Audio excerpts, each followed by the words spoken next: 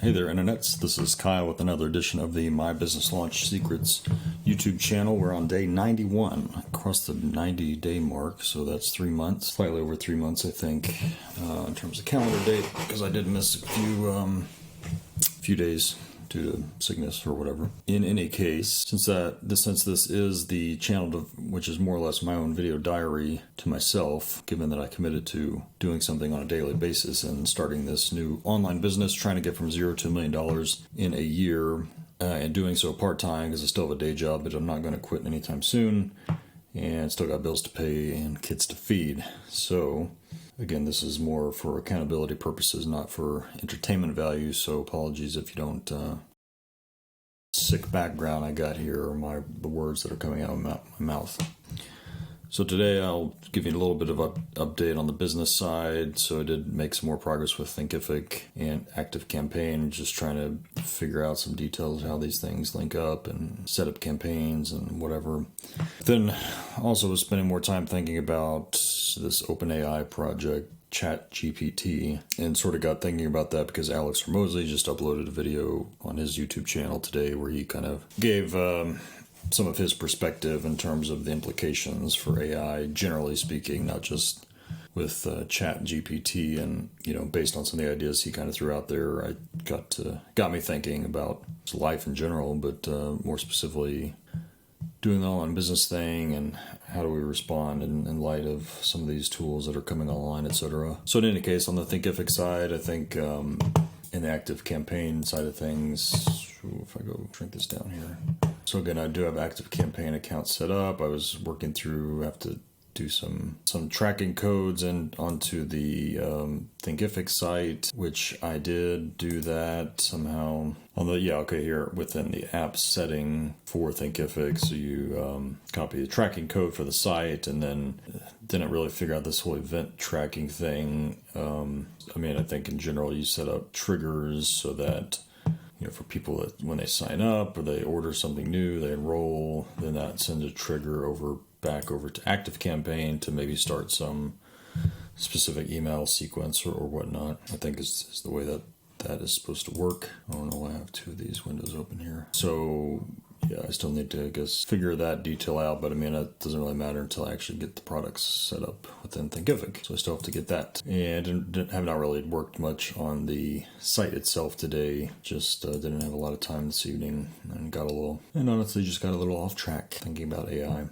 But in any case, let's shift over to that discussion. So if we go to Hormozy, and you're not going to hear the audio from this because I'm not hooked up to OBS Studio, but I'll just, throw it up here to just kind of say, I thought he had some pretty good perspectives and ideas of, again, the implications of Chat GPT, mainly being the fact that because this open source AI program or whatever, or company, I guess it is, decided to release this thing for free.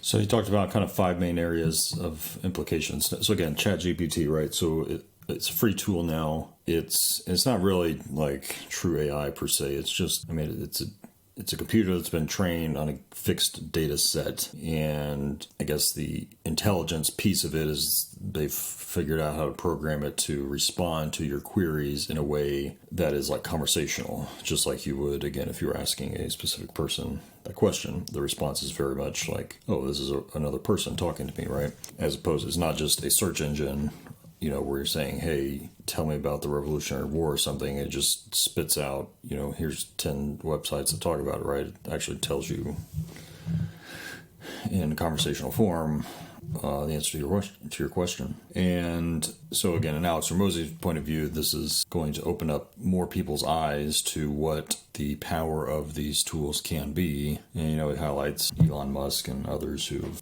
for years been evangelizing to a certain extent that we should tread carefully when it comes to these types of tools because, in their view, there will be a point of singularity whereby the computer itself will actually be able to think and act independently, creator of its programmer. And when that point comes, then they have no real reason for humans. And so what happens then? And Alex's point, even in that doomsday sort of view, is that does not necessarily mean the end of the human race. Simply means that they will no longer have use for us or need for us, and therefore, as long as we're not in their way of whatever they want to do, then we'll be fine. It's like just like we have built an entire, we've industrialized the planet and basically walked over any animals or bugs or insects or anything that's gotten in our way. Not that we've, sought to make like bugs extinct or something, ants, see, he specifically referenced extinct, but simply, kind of push them out of the way where it was needed, and just now try to control them to the extent that, to be sure they don't affect our way of life, right? So again, if there were ever sentient beings, they wouldn't necessarily have a reason to just go out and kill all of us, but if they felt, they would just ask us to move aside, more or less, I guess. And they would probably use force if they had to. Now, I don't personally think it'll ever come to that situation, just because as a Christian, I believe that the end of things will probably come before that point in time, because nothing is ever referenced biblically to say such a thing would occur, which not necessarily saying it has to have referenced such a thing, but I guess if it did, it would certainly cause some serious doubts amongst Christian beliefs, I guess you could say. In any case, I do think that within our lifetimes, we will see the impacts of artificial intelligence and the impacts to how businesses operate and the types of jobs that are ultimately available, and quite frankly, probably a much more limited supply of jobs. I mean, he talks about here the nature of work and how businesses operate.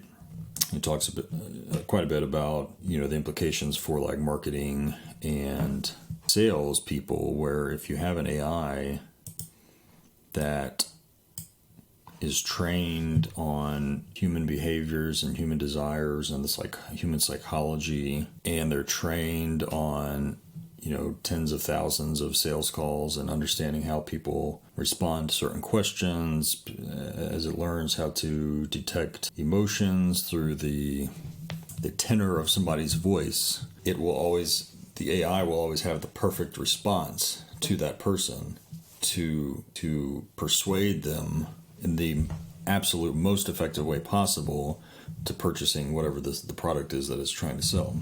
And the fact that it can then do that 24 hours a day, 7 days a week, 365 days a year, it's the perfect salesman. And even from a marketing perspective, again, it knows human psychology. It can design the perfect ads, the perfect copy. I mean, it can do, AI can do images. Now, the Chat GPT is just a text-based thing, but there are other platforms that do images as well. And so again, you just tell it a product, you tell it something about your product, and boom, it generates the perfect marketing campaign. It's already plugged in, could be plugged in, with the ad platforms, instantly buys all the ads, finds the perfect target audience, expertly targets that fine, slice of society that product has like 99.99% chance of being sold to, and gets ads in front of those people and is able to close, every one of those sales if a sales call is involved, right? And again, it could do that conceivably all on its own without the whole slew of marketing people and all the various functions that are done within marketing, right? From, we talk about ClickFunnels and landing pages. This thing can spit out landing pages in seconds and have perfect cognition of knowing who's clicking where and why they're clicking, how long they're clicking. It could dynamically update the landing page on the fly if it sees that for some reason people aren't scrolling far enough down the page, or if they're not watching long enough in the video. It could also create videos, and that's a whole other thing you kind of talked about. We know it can create images very well. We obviously have seen a lot of deep fakes. If we know it can create perfect human images, well, then there's no reason a video is simply a stream of multiple images stacked on each other that show movement. So therefore, if it can already make perfect human images, there's no reason it can't make a perfect human video. So again, it could create a sales video for a sales page for an online business, and again, be able to take all the analytics from the views of that video, again, how people are watching that video, and again, on the fly almost, be able to respond and update and tweak until it gets like the perfect video that's almost individualized per person that's, clicking on that advertisement, right? So I think those types of applications of this are certainly, again, coming in our lifetime. So that just kind of gets me thinking, like, granted, they're not here yet, but it just kind of gets me thinking, does this impact the direction I'm going with my business? How could it impact? How can I leverage this to the greatest extent possible in my own business? And that's why I did want to pull up, because he'd kind of give me an idea. I think I've seen somebody else to talk about it as well. But since I'm thinking about doing videos on circuit analysis, I just gave it a prompt to say, this is Chat GPT, to write a video script for a tutorial on Kirchhoff's current law. And boom, it spits out this relatively quick overview, which Kirchhoff current law is not that complex of a topic, so you actually probably could cover it in a relatively short amount of time if you're just hitting on the basics. And then I say write a title and description for the video, along with 10 hashtags. It does that. It gives me a title, gives me a description, and gives me a bunch of hashtags to throw in there. I say create a Facebook post for this video. Hey everyone, I just released a new tutorial on Kirchhoff's current law, blah, blah, blah. Check it out here, insert the link, add all your hashtags. Hope you find this tutorial helpful. Let me know in the comments if you have any questions. Write a tweet post for this video, which I guess tweets have gotten longer now. I don't really tweet or Twitter or whatever, but I assume this is the right format. Definitely at least seems shorter than the Facebook post. So again, just released a new video. I talk about Kirchhoff's current law. Check it out here, and a few hashtags to fill in the gaps. So again, that's all your copywriting that's done for those various platforms. I'm sure you could say, write a LinkedIn post for this video if I really wanted to. I asked it, what should I use for the video thumbnail? Well, again, it can't. This particular AI does not generate images, but at least gives you some good guidance in terms of what you should show. For a tutorial on this, you could use a thumbnail that features an electrical circuit or a diagram illustrating the principles of Kirchhoff's current law. You could also consider using a thumbnail with a screenshot of you or another presenter discussing the topic in the video. And I asked it even, can you make a longer video script? Sure. And it didn't go like excessively longer. Although interestingly, so it wrote, and then it just kind of stopped randomly here. And I just asked it, why did you stop? And it says, I apologize for the abrupt ending to the previous script. Here's the rest of the script. And then it fills out more from there. I asked it, can you rewrite the script humorous? Which probably wasn't the right way to say that, but I think you got the point. So sure, here's a humorous version of the video script, which it's not that of course you wouldn't expect it to be like a comedy writer exactly, but hey there, welcome to this wacky tutorial on Kirchhoff's current law. My name is whoever. In this video, we'll be talking about an important principle in electrical engineering, but with a comedic twist. Well, I didn't really get what the comedic twist was here. It's mostly just spitting out a lot of the same verbiage. Overall, it does throw in something at the end here saying, after you say, please leave a comment below. And as always, remember to never mix electricity and water unless you want to create your own homemade lightning show. Ha ha ha. Thanks for watching. I guess that's supposed to be funny. I don't know. But that was interesting. I also gave it another prompt, very similar prompt about an entirely different topic that I don't know much about, but it's kind of a high interest topic, I think, these days, which is hypersonics and hypersonic flight. So, hey, write a video script for tutorial on hypersonic flight. It did that. I said, can you make it longer? Made a longer one. Same thing, do the video title and description, write a Facebook post, write a tweet, and all this generated within seconds. It just kind of got me thinking about maybe I should just try to make as many YouTube videos as possible, just that are relatively short. This would probably be less than a 5-minute video, but it's a quick little brief overview, and I think some people are just looking for those quick overviews that get straight to the point, not a lot of fluff in there. And obviously, if I had it write all the scripts for me, all I have to do is record it. Of course, you still got to add, a video. I don't think YouTube's videos are going to do well if just, again, use literally reading a script and nothing else. I think you still have to have some visual impact, which again, this particular chatbot's not going to do for you. Again, conceivably, it's not difficult to fathom that at some point there would be a tool like this where I could say, just create a video tutorial on hypersonic flight, and it would probably create the whole video, have a AI person, saying these words on the screen, as well as, it would automatically throw in the right graphics and visuals at the right time, all automatically.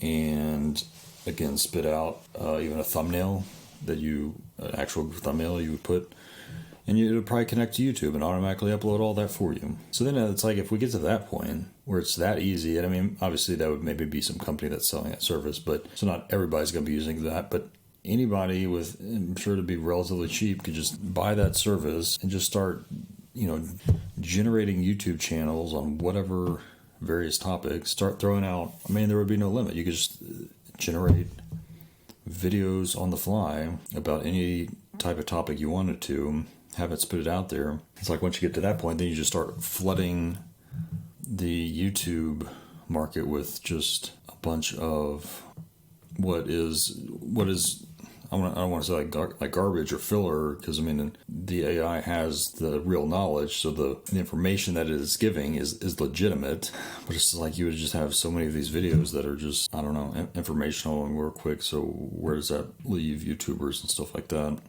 I mean, obviously for videos that are more like entertainment or comedy, I don't see an AI really being able to replicate those anytime soon. Like, think of Mr. Beast, the biggest YouTuber of all time, right? I mean, an AI is not going to take over his channel at any point in time, because he just does little stunts and tricks with real people and showcasing real human interaction, which the AI cannot do yet. But again, for all the people that are making more just like tutorial type videos, which again is what I'm trying to do with my channel, for now, I guess I should obviously take advantage of this, especially for the fact that it's free right now.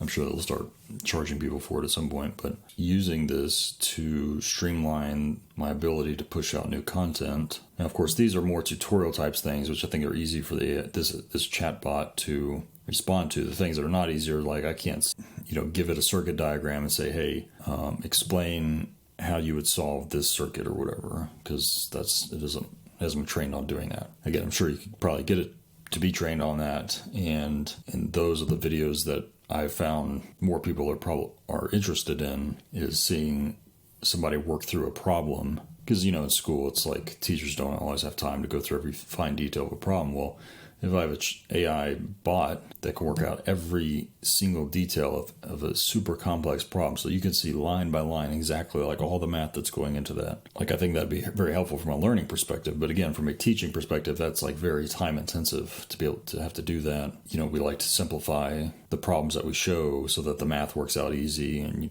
can use simplifications to make it more just teachable in a short amount of time. But again, if I've got an AI that can solve anything you throw at it, doesn't matter, then that would probably be very helpful for me. I wonder if probably somebody's working on that already. I mean, I know there's like circuit solvers out there, just computer programs, but to have a AI not just solve the circuit for you, like show you the answers of the voltages and currents, but actually describe how it came to that solution, I think would be an interesting idea for a business or whatever, I guess. I don't know. So anyway, I mean, I guess the point is, for me, for now, I will certainly try to, anytime I'm having to write anything, I'm just going to plug it in here and see at least what it gives me. And if I want to use all of it or part of it or none of it, that's fine. I will tell you on the video that I just did, which is not, it's on here, yeah. The video for this channel that I just posted, the one preceding this one you're watching right now, it was day 90. And so I asked to write a video description with hashtags for day 90 of the My Business Launch Secrets YouTube channel, talking about working with Thinkific and ActiveCampaign to start to lay the framework for my online business, and also discussing what I should do with a rental property, sell or hold. And boom, lo and behold, it popped out the right description. Pretty accurate. I mean, not exactly, but whatever, doesn't matter. It's reasonable. And I dropped that in the old description, because this was always something I really just hated doing about these.